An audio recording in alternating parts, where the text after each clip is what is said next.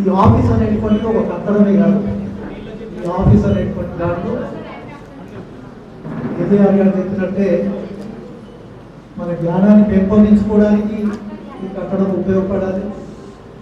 అదే రకంగా మన బతుకుల్ని బాగు చేసుకోవడానికి చేస్తున్నటువంటి ప్రయత్నాలు, కార్మికులుగా శ్రామికులుగా మన బతుకుల్ని బాగు చేసుకోవడానికి చేస్తున్నటువంటి ప్రయత్నాలు, శ్రామికుల్ని సంఘటితం చేసేటువంటి ప్రయత్నాల్లో భాగంగా ఈ కట్టడం అనేటువంటిది, ఆఫీస్ అనేటువంటిది ఉపయోగపడాలి అనేటువంటిదే అందరి కోరిక, అందరు ఆ రకంగా భావిస్తున్నారు.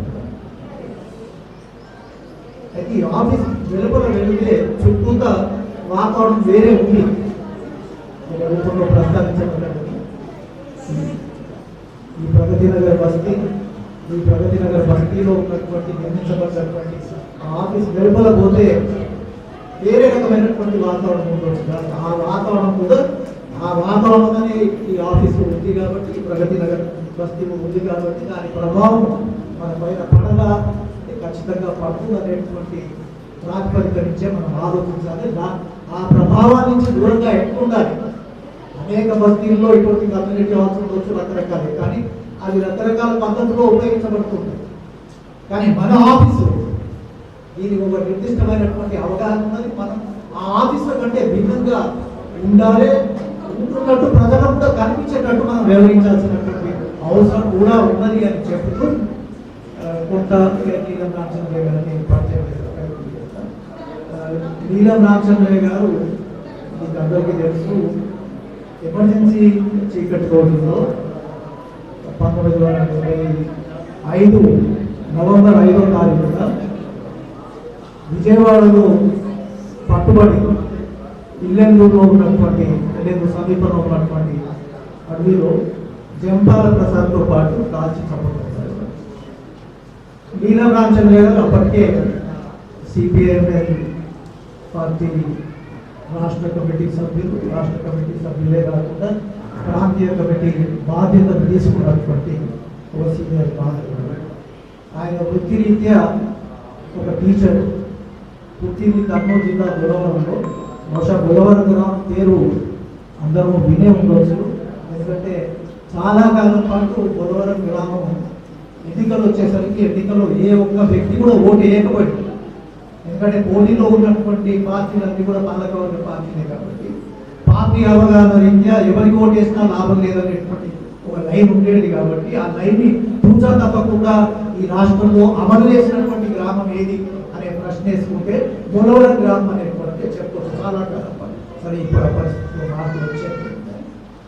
ఆ గ్రామానికి చెందినటువంటి కామ్రేడ్ రామచంద్ర ఆయన టీచర్స్ ఎమ్మెల్సీగా ఉన్నాడు. అంటే నక్సల్బరీ పోరాటం కంటే ముందు, సిపిఐఎంఎల్ పార్టీ ఆవిర్భవించే ముందు టీచర్స్ ఎమ్మెల్సీగా కూడా ఉన్నారు. ఆయన గురించి చాలా మాట్లాడుకుంటారు. బొలవరం గ్రామంలో కావచ్చు, కర్నూలు జిల్లాలో కావచ్చు. ఆయన చేసినటువంటి ఒక ముఖ్యమైనటువంటి పోరాటం గురించి మన అరుణోదయ రామారావు ఏ గ్రామంలో ఏ తాలూకాలో పుట్టాడో ఆలూరు తాలూకాలో ఒకప్పుడు చాలా వెనుకబడినటువంటి ప్రాంతం రాయిస్తున్నారు. అందులో ఈ ఆలూరు తాలూకా ప్రాంతం మరింత వెనుకబడినటువంటి, తాగడానికి నీళ్లు కూడా లేకుండే. గాలం నీలం రామచంద్రయ్య గారు ఒక 16 గ్రామాన్ని ఆర్గనైజ్ చేసి పెద్ద ఎత్తున ఆందోళన చేసిన తర్వాతనే నీటి వసతి అనేటువంటిది అక్కడ కల్పించింది ప్రభుత్వం అనేటువంటి ఇప్పటికీ మాట్లాడుతుంటారు. ఆలూరు తాలూకాలో ఇప్పటికీ ఆయన పేరు సజీవంగా ఉంటుంది. మాకు పరిచయం అంటే నేనేమో హైదరాబాద్లో ఉన్నవాడు, మేము విద్యార్థి సంఘంలో పీడిఎస్లో పనిచేస్తున్నటువంటి మాకు నారాయణ వాళ్ళకు కొందరికి మొట్టమొదటిసారి నీలం రామచంద్రయ్య గారు పరిచయం అయింది. బహుశా సమ్టైమ్ 1973 జార్జిరెడ్డి చనిపోయిన తర్వాత, బహుశా 72 చివరిలో కావచ్చు, 73 మొదటి భాగంలో కావచ్చు. అప్పుడే మొదటిసారి ఆయన పార్టీ తరఫున హైదరాబాద్ నగరంలో జార్జ్ చుట్టూ ఉన్నటువంటి విద్యార్థులు ఎవరైతే ఉన్నారో వాళ్ళ సమావేశాలు ఏర్పాటు చేశారు. హైదరాబాద్ నగర శివారులో జరిగింది. ఒక 45 మంది విద్యార్థులు మేము హాజరయ్యాము. అక్కడనే కొంత పార్టీ పాలసీలు, విధానాలు ఇవన్నీ కూడా అతను చెప్పాడు. ఎందుకంటే ఆ కాలంలో జార్జిరెడ్డి చనిపోయిన తర్వాత హైదరాబాద్లో లేదా పీడిఎస్గా ఉన్నటువంటి మాలాంటి వాళ్ళకు గందరగోళం ఉండేది. ఏం చేయాలి, అసలైన నాయకుడే సరిపోయింది సంభవం కాబట్టి నెక్స్ట్ ఏంటి అనేటువంటి ప్రశ్న ఒక సందిగ్ధ వాతావరణంలో నీలం రామచంద్రయ్య గారు మమ్మల్ని కలిసి మాట్లాడి చర్చించి ఒక రకంగా మెల్లమెల్లగా విద్యార్థుల్ని సంఘటితం చేసేటువంటి పద్ధతులు, సంఘాన్ని ఏర్పాటు చేయాలనేటువంటి పద్ధతులు కాంగ్రెస్ చెప్పాడు. ఎందుకంటే అప్పుడు మాలో ఉన్నటువంటి వాతావరణం ఏంటంటే అభిప్రాయాలు కూడా ఏంటంటే సంగతి ఏదో చూద్దాం, రాజరెడ్డిని ఎవరైతే చంపారో వాళ్ళ సంగతి చూద్దాము అనేటువంటి పద్ధతుల్లోనే చర్చలు జరుగుతుండేవి. ఆ సందర్భంగా పార్టీ తరఫున నీలం రామచంద్రయ్య గారు పరిచయమై జోక్యం చేసుకొని చర్చలు జరిపి ప్రధానమైనటువంటి కర్తవ్యం ఒక సంఘాన్ని నిర్మించడం, విద్యార్థి శ్రేణుల్ని కదిలించాలి, వాళ్ళ సమస్యల పైన విద్యార్థి శ్రేణులకు ఎప్పుడో రాజకీయాలు అందించాలి అనేటువంటి ఒక చైతన్యాన్ని మాకు కల్పించేటువంటి ప్రయత్నం నీలం రామచంద్రయ్య గారు చేశారు. నాకు జ్ఞాపకాలు ఆయన చాలా సందర్భాల్లో క్లాసులు తీసుకునేవారు స్టూడెంట్స్, ఎందుకంటే ఆయనే ఇన్ఛార్జ్.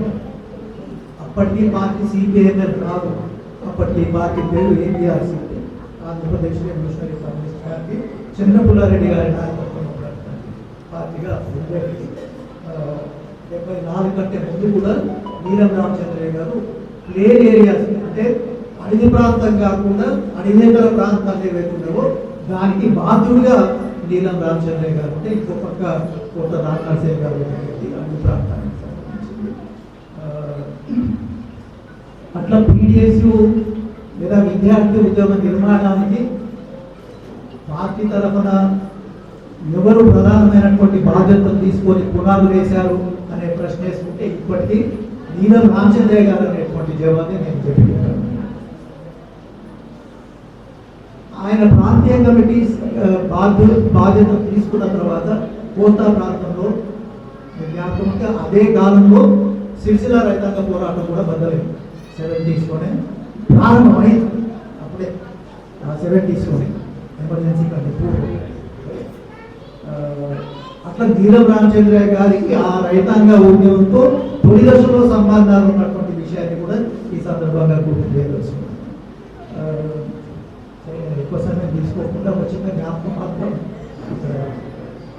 ఎమర్జెన్సీలో ఎప్పుడైతే నీలం రామచంద్రయ్య గారిని దూతకు ఎన్కౌంటర్లో చంపేశారు, ఎమర్జెన్సీలో చాలా మందిని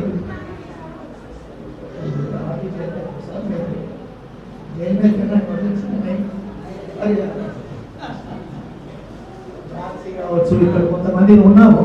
ఎమర్జెన్సీ కాలంలో జైలుకి పోయినటువంటి వాళ్ళకు కూడా ఉన్నాము, జైల్లో ఉన్నాము, నెల తరబడి పోలీస్ స్టేషన్లో కూడా ఉన్నటువంటి అంటే నా ప్రత్యక్ష అనుభవంలో అరెస్ట్ అయినప్పుడు పీడిఎస్ కార్యకర్తగా ఉన్నాం. నేను ఎమర్జెన్సీలో అరెస్ట్ అయ్యి అక్కడ పోలీస్ కస్టడీలో ఉన్నప్పుడు ఒక ఆఫీసర్ ఉండే సుబ్బారెడ్డి అని రాయలసీమ ఆఫీసర్.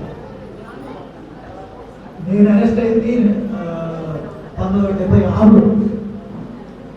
నేను అరెస్ట్ కావడము దానికంటే 2 రోజుల ముందే కోట్ల రామనరసింహ ఎన్కౌంటర్ ఉండడం, ఆయనతో పాటు మలక్పేటలో 4 అరెస్ట్ చేసి చిలకగుట్ట అడవుల్లో వరంగల్లో అక్కడ దాచి చంపేశారు. దానికంటే సరిగ్గా 1 సంవత్సరం ముందు నీలం రామచంద్రయ్య గారి హత్య జరిగింది. ఆ ఎస్పీ సుబ్బారెడ్డి అనేటువంటి ఎస్పీ ఇంట్రాగేషన్ చేస్తారు కదా, ఎక్కడన్నా వేరే పద్ధతులు కూడా అమలు చేస్తారు. ఆ ఇంట్రాగేషన్లో ఇక ఏముంది ప్రజలు 2 చేతులు నరికేశాను, మీ పార్టీకి సంబంధించిన 2 చేతులు నరికేశాను, ఇప్పుడు మిగిలితే ఒక తలకాయ. 2 చేతులు అంటే ఆయన ప్రస్తావిస్తున్నది ఒక పక్క నీలం రామచంద్ర, ఇంకో పక్క కోట్ల రామనరసింహ గారు మన పార్టీ కార్యదర్శి. ఈ ఇద్దరిని చంపేశారు, ఏం లేదు. మిగిలింది ఒక తలకాయ అంటే సిపి రెడ్డి గారు, చెడ్డపుల్లారెడ్డి గారు మిగిలింది. వాళ్ళని కూడా తొందరగా తీసుకొస్తాం, పైరవాసరావు గారు వాళ్ళని కూడా తొందరగా తీసుకొస్తామని పద్ధతిలో మాట్లాడుతున్నారు. సరే, ఇది ఎందుకో జ్ఞాపకం వచ్చి చెప్తున్నా కానీ నీలం రామచంద్రయ్యకి సంబంధించినటువంటి ఒక వ్యక్తిత్వం, క్వాలిటీ విద్యార్థులుగా ప్రత్యేకించి నగరంలో ఉన్నటువంటి విద్యార్థులు ఒక్కొక్కసారి ఆయన కొంత చిల్లర కొట్టే టైపు ఉంటుంది. అంటే ఏదో ఆర్గనైజ్ చేయమంటున్నారు, ఫస్ట్ వాళ్ళ సంగతి చూద్దాం అని ఇట్లా కొంత చిల్లర కొట్టే టైపు కూడా మాట్లాడారు. కానీ ఎంత ఓపికగా ఆయన డీల్ చేసేవాడు అంటే మా ఉద్రేకాలు ఏ వేడిచినా కూడా, ఎంత మాట్లాడినా కూడా, ఎంత గట్టిగా వచ్చినా కూడా ఆయన ఓపికగా చిట్ట చివరికి ఆయన ఏదైతే అభిప్రాయం చెప్తున్నాడో ఏదైతే విధానాన్ని ముందు తీసుకుంటున్నాడో దాని చుట్టూ కన్విన్స్ చేసుకునేటువంటి ఒక ఓపిక పేషెంట్గా డీల్ చేసేవాడు. ఏ సమస్యలు ఉన్నా కూడా మన మధ్యలో ఉన్నటువంటి సమస్యలు కూడా ఏమనుకుంటే చాలా ఓపిక డీల్ చేసి పరిష్కరించేటువంటి నైపుణ్యం కలిగినటువంటి కారణం. ఆయన ఒక టీచర్స్ మూవ్మెంట్ మాస్ లీడరే, అదే రకంగా పార్టీ నాయకుడు సంస్థలో వచ్చేటువంటి అనేక సమస్యలు కూడా ఓపికగా డీల్ చేసి పరిష్కరించేవాడు. రెండోది ఆయన కాంట్రిబ్యూషన్ నాకు జ్ఞాపకం ఉంటుంది.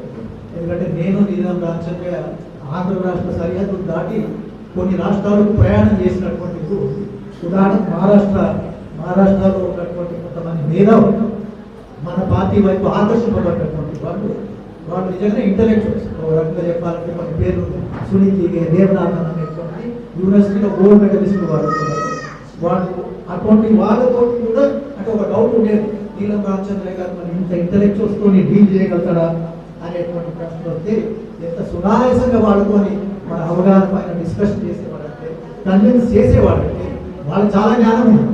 ఎవరేమో ఎకనామిక్స్ చదివినటువంటి దేవనాథన్ ఉన్నారు, ఆయన పిహెచ్డి గోల్డ్ మెడలిస్ట్. మన అవగాహన ఏదైతే ఉన్నదో, పార్టీ అవగాహన ఏదైతే ఉన్నదో, దేశంలో ఉన్నటువంటి వ్యవస్థకు సంబంధించింది, సామాజిక ఆర్థిక వ్యవస్థకు సంబంధించినటువంటి అవగాహన, నూతన ప్రజాస్వామిక విప్లవ ఆవశ్యకతకు సంబంధించినటువంటి నీలం రామచంద్రయ్య గారు డిస్కషన్ చేసేది. వాళ్ళు కన్విన్స్ అయ్యేటట్టే డిస్కస్ చేసేది. కేవలం రాజకీయ సిద్ధాంతాలు కాకుండా నీలం రామచంద్రుడు నేను కూడా చూసినటువంటి గొప్పతనం ఏంటంటే ఆయన అన్ని రకాల అంశాల పైన కూడా ఎక్కడో ఒక దగ్గర ఆయనకు పరిచయం ఉండేది. ఉదాహరణ సాహిత్యమే ఉన్నదనుకోండి, కళారూపాలే ఉండేది, ఆ విషయాల పైన కూడా మాట్లాడారు. ఎందుకంటే బాంబే 2 సార్లు పోయినప్పుడు అక్కడ ఉన్నటువంటి కొంతమంది కల్చరల్ యాక్టివిస్ట్తో కూడా మాట్లాడుకుంటే నిజమే ఆశ్చర్యం వేసింది. అంటే అన్ని రకాల ఒక మార్క్సిస్ట్ ప్రాథమిక అవగాహన అక్కడనే ఆగమ రైట్, లిటరీ ఫీల్డ్కి సంబంధించింది, కల్చరల్ ఫీల్డ్కి సంబంధించినటువంటి విషయాల పైన కూడా ఆయన మాట్లాడేవాడు, చర్చించేవాడు. అందుకోసం కాంగ్రెస్ మొదట బస్తీ కమిటీకి ప్రజలకు ఈ భవనానికి మీరు నీలం రామచంద్ర పేరు పెట్టడానికి సంబంధించిన దాంట్లో నేను ఫస్ట్ అభినందన తెలియజేస్తున్నాను. సరే తప్ప మాట్లాడమన్నారు కాబట్టి ఆయన అధ్యక్షుడు తెలియజేస్తున్నాను. ఈరోజు నిజంగానే ఏ సందర్భాన్ని అయితే ఎన్నుకున్నామో ఈ భవనానికి సంబంధించినటువంటి ప్రారంభం చేయడానికి, ఒకటి నేను పుట్టినరోజు, అదే రకంగా పార్టీ పుట్టినరోజు. నేను పుట్టింది ఒకటి సరిగ్గా 56 ఏళ్ల కింద కలకత్తా నగరంలో రహస్యంగా సమావేశమైనటువంటి కాంగ్రెస్ సన్యాలు కావచ్చు, ఇతర చాలా మంది కాంగ్రెస్ కలిసి ఒక నిర్ణయం తీసుకున్నారు. ఏంటి, ఇప్పటిదాకా మనం ఒక సమన్వయ కమిటీ రూపంలోనే భారతదేశంలో పనిచేస్తున్నాం. ఏఐసిసి సిరియా అనేది ఒక సమన్వయ కమిటీ. ఇక ఇప్పుడు మనం పార్టీని ఏర్పాటు చేయాలి, అదొక నడువైనటువంటి కర్తవ్యం అని తీర్మానం చేసిన రోజు ఇగో ఈ రోజు ఏప్రిల్ 22 కలకత్తా నగరంలో రహస్యంగా సమావేశమైన నాయకుడు ఒక తీర్మానం చేశారు. సిపిఐఎం అనేటువంటి పార్టీని మనం గుర్తించాలనేటువంటి పద్ధతిలో తీర్మానం చేసినటువంటి రోజు సరిగ్గా మేడే సందర్భంగా మే 1వ తారీఖున కలకత్తా నగరంలోని షహీద్ మైదాన్ గ్రౌండ్స్ లో వేల మంది హాజరయ్యారు ఆ సభలో.